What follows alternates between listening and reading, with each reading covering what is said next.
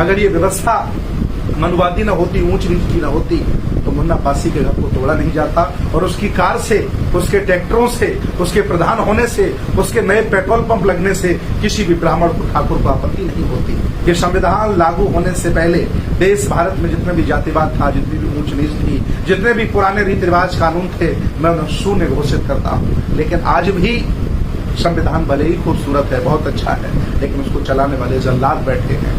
इतनी बड़ी घटना होने के बाद आज लोग टुकड़ों में वहां पहुंच रहे हैं। कभी 5 लोग पहुंच जाते हैं, कभी 10 लोग पहुंच जा रहे हैं। अरे आजमगढ़ में ही लाखों लोग रहते हैं, चारों तरफ से घेर लिया जाए तो थाने भी खाली हो जाएंगे, डीएम भी जिला छोड़ के भाग जाएगा। और आजमगढ़ के लोग अगर लखनऊ चले आए तो बाबा को दिल्ली भागना पड़ेगा।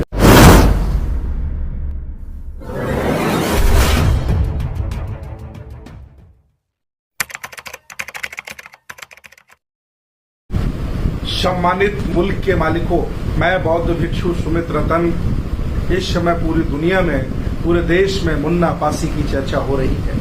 आजमगढ़ की वो घटना जिसे शासन प्रशासन ने, पुलिस ने बुरी तरह से रौंद डाला। एक बहुत सुंदर सा घर तहस नहस कर दिया, किचन तोड़ डाला, बैठक तोड़ डाली, लैट्रिन बाथरूम तक तोड़ डाले और उनकी महिलाओं के साथ छेड़छाड़ की और उनके आभूषण भी लूट लिए।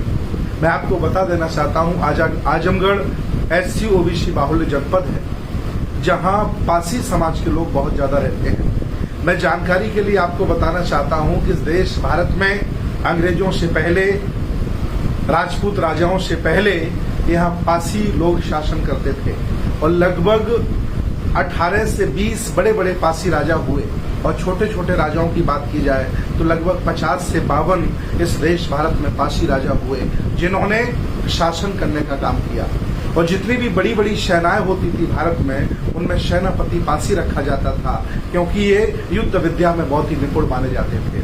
जो लोग कभी राजा हुआ करते थे, उनको छोटी जाति का बताकर उनके साथ खेला जा रहा है, उनकी अस्मिता के साथ खेला जा रहा है। पुलिस वाले जाकर के अपमान कर रहे हैं, उनके अंगों को पकड़ रहे हैं। कितना अभद्रपन ये उत्तर प्रदेश की धरती पर हो रहा है। मैं आपको बताना चाह रहा हूं, आखिर ये हो क्यों रहा है? ये सत्ता की वजह से नहीं हो रहा है।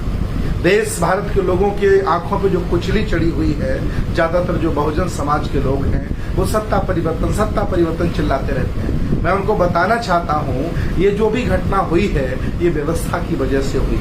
व्यवस्था क्या थी? ये मुन्ना पासी प्रधान, ग्राउंड जीरो की आपकी बात बता रहा हूं, जो बहुत ही मेरे खास लोग वहां गए हैं, जिन्होंने सूचना मुझे आकर के दी है। मैं खुद अभी 10-15 दिन पहले आजमगढ़ गया था, इसके बाद की घटना है। मुन्ना पासी एक बहुत ही संपन्न, इज्जतदार व्यक्ति है, प्रधान भी है, उसके परिवार में कई लोग सरकारी सेवाओं में हैं। चूंकि वो पूर्व से राजा महाराजा रहा है, उसे इतिहास याद है, बहुजन आंदोलन वो जानता है और वो सहिष्णु विचारधारा का व्यक्ति है।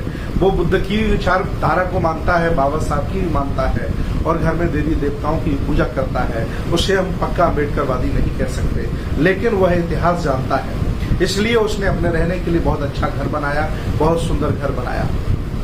प्रधान हुआ, कई उसके पास ट्रैक्टर है, अच्छी खासी जमीन है, कई लोग उसके यहाँ नौकरी करते हैं और वो आसपास के जो अपने आप को अल्पजन, जो ऊंची जाति का लोग कहते हैं, उनसे अच्छे कपड़े वो पहनता है, उससे अच्छी कार पे वो चलता है, उससे अच्छा खाना खाता है, उसका घर उन सब लोगों से अच्छा बना है, इसलिए सबड़ों की ये बात अच्छी नहीं लगी। मैं आपको बता दूं, एसओ साहब जो राय साहब हैं और सीओ साहब जो वाजपेयी जी हैं, ये दोनों अल्पजन हैं, इन लोगों को पसंद नहीं आया, इसलिए उस व्यक्ति के साथ इतनी बर्बरता की है। और मैं बता दूं, ऐसी बर्बरता आए दिन तक रोज होती है।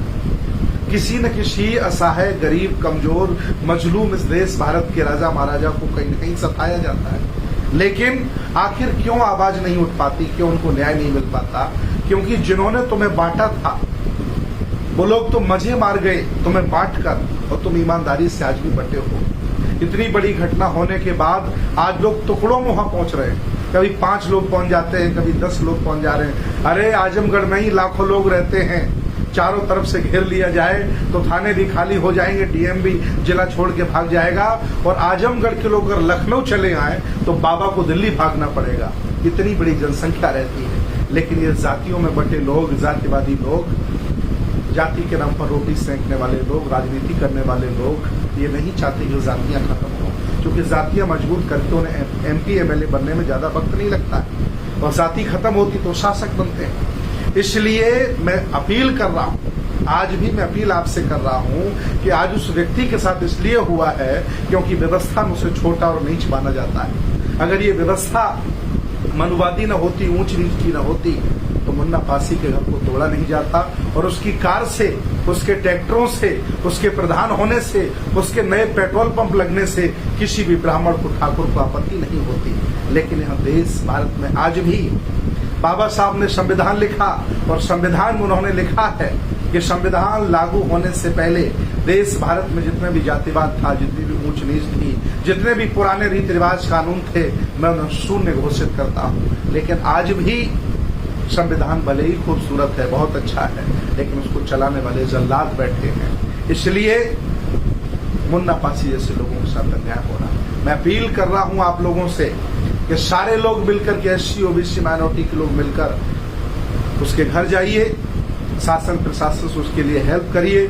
अगर उसके साथ इतना बड़ा, छोटे सक्षम आदमी के साथ इतना बड़ा अन्याय हो सकता है, तो असहाय और कमजोर व्यक्ति को कभी नहीं सता सकते। इसलिए जाति को छोड़ो, समाज बनाओ। जातियों में बटे रहोगे तो आज पासी पिटा है, कल चमार का नंबर लगेगा, इसके बाद कभी कुशवाहा का नंबर लगेगा, कभी निषाद कूटा जाएगा, कभी यादव जी पीटे जाएंगे, धीरे धीरे सबका नंबर लग सकता है। इसलिए किसी का भी नंबर ना आए, इसलिए सब लोग इकट्ठे हो जाओ और सामाजिक, राजनीतिक, धार्मिक आंदोलन गति दे दो और देश पर कब्जा कर लो। मुझे बहुत दुख है, मैं पूरे देश के बौद्ध भिक्षुओं से, समता, मानवता और विज्ञानवादी लोगों से अपील करना चाहता हूँ कि मुन्ना पासी की हेल्प की जाए, हर तरह से उसका सहयोग किया जाए, ताकि उस हिम्मती और बहादुर व्यक्ति का साहस न टूटने पाए। पुलिस बर्बरता पर आमादा है, पुलिस मान सम्मान के साथ खेल रही है। मैं चाहता हूं सभी लोग इस प्रकरण में उनका साथ दें, उनके परिवार का साथ दें। बहुत बहुत धन्यवाद, बहुत बहुत साधुवाद।